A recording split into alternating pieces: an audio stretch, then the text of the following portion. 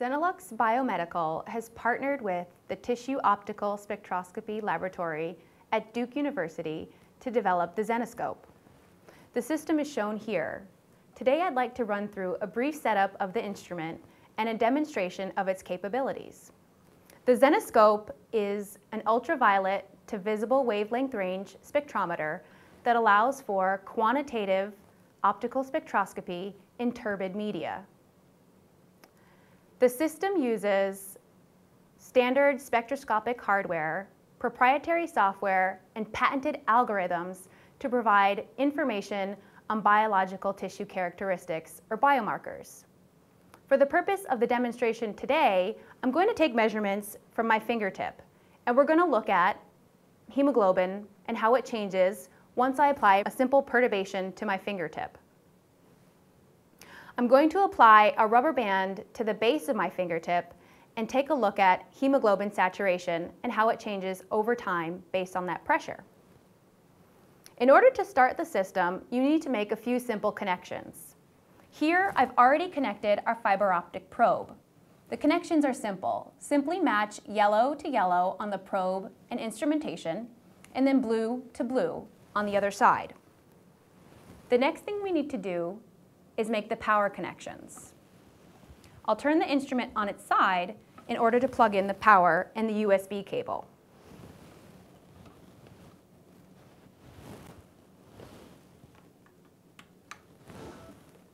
Here's the back of the system with the power connection and the USB cable. Let's turn it back to the front, and you can see two lights on the system. The blue light indicates that there's power going to the system. A second light will be illuminated once I initiate the software. To initiate the software, simply double-click on the preloaded shortcut on your desktop. Once you initiate the software, the instrumentation will go through a brief warm-up period, and you'll see a flashing green light illuminated. Once the light is steady, solid, you're able to start your experiment. This software is designed for the research user. We've designed the software such that you can enter pertinent information regarding your experiment. The first window that appears when you initiate the software is your username menu. You can either enter a new user or select from existing users. I'll select the default user. Hit OK once you have the correct username. The next window that pops up is your experiment tracking window. Here you can either select from existing experiments or enter a new experiment. There's also a note window where you can track your date, your samples, or any other pertinent information regarding your experiment. Once you've entered the necessary information, select OK. And then you'll be brought to the main software window. The first thing that you'll need to do is calibrate your system. Each system comes with a calibration standard that doubles as a probe holder. To calibrate the system, all you need to do is insert your probe into the calibration standard.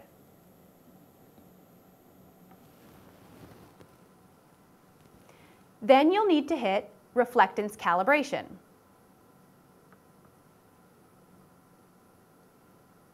What appears is a diffuse reflectance spectrum of our calibration standard.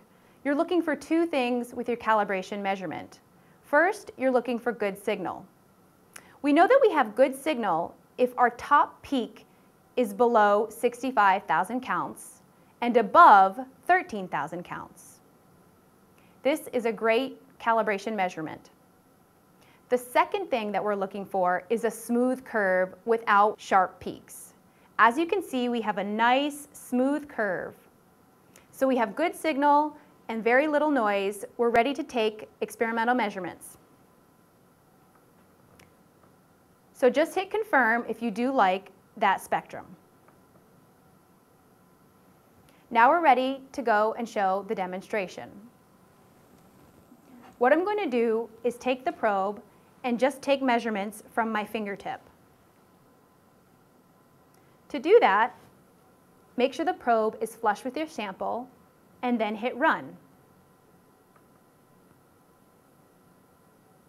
A window will appear that will let you track your sample, your time points, and your sites.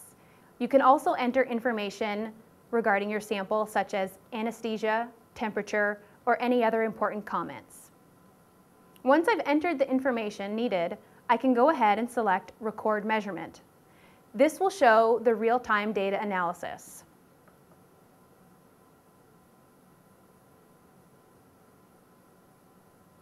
You can see that the software will show two plots. The top plot is our diffuse reflectance spectrum. The second plot that will appear is displaying the 3 quantitative endpoints. The endpoints that this software is equipped with are hemoglobin saturation, total hemoglobin concentration, and also mean scattering, which is reflective of cell density. Now our plot has appeared and all 3 parameters are on the same graph. They're color-coded and the key is shown in the right corner. The blue dot is our hemoglobin saturation. Yellow is total hemoglobin concentration, and red is mean scattering. What you can see is hemoglobin saturation is fairly high, hovering just above 70%. That's pretty normal. The hemoglobin saturation is measuring the oxygenation of all of the vasculature in my fingertip. That's the arteries and the veins. What I'd like to do now is apply the perturbation to the sample. I'll do that by using a rubber band to constrict the blood flow in and out of my fingertip. Then we'll take a series of measurements over time and see how hemoglobin saturation changes. To take additional measurements, simply hit run and record measurement for each measurement.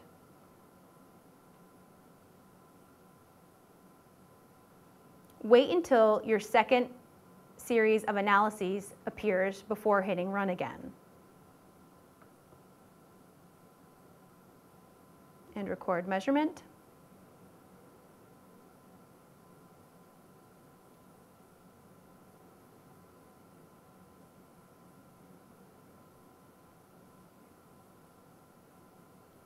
Run. Record measurement.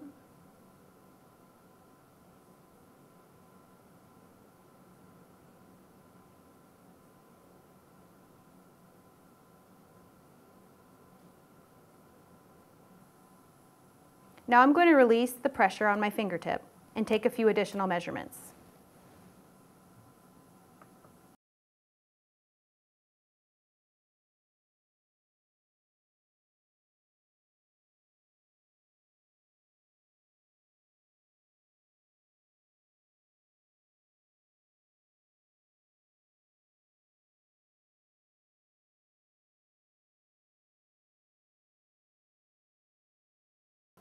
So let's take a look at our data.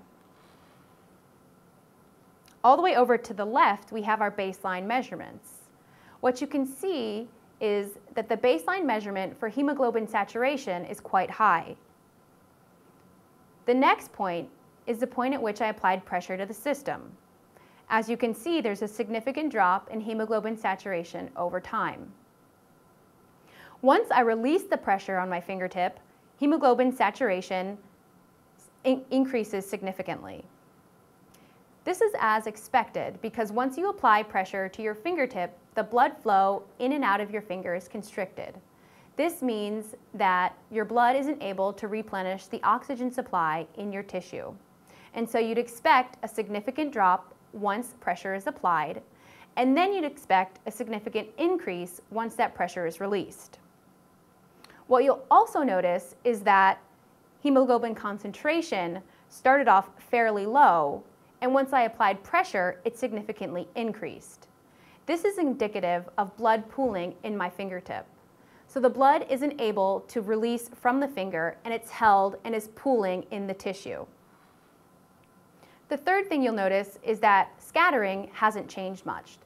That's as expected because I haven't moved the probe from the site on my finger. The point of this demonstration is to show you the capabilities of the Zenascope. The Zenascope is a real-time, fast, quantitative diagnostic tool that is applicable to a number of health applications. This system is equipped with 3 endpoints: hemoglobin saturation, hemoglobin concentration, and then also scattering, which is indicative of cellular density and collagen content. We're able to tailor the system to any absorber of interest. This instrument is currently being used in a number of preclinical and clinical studies, including head and neck cancer diagnostics in the developing world, in the cervix, breast tumor margin assessment, and also in vivo breast biopsy.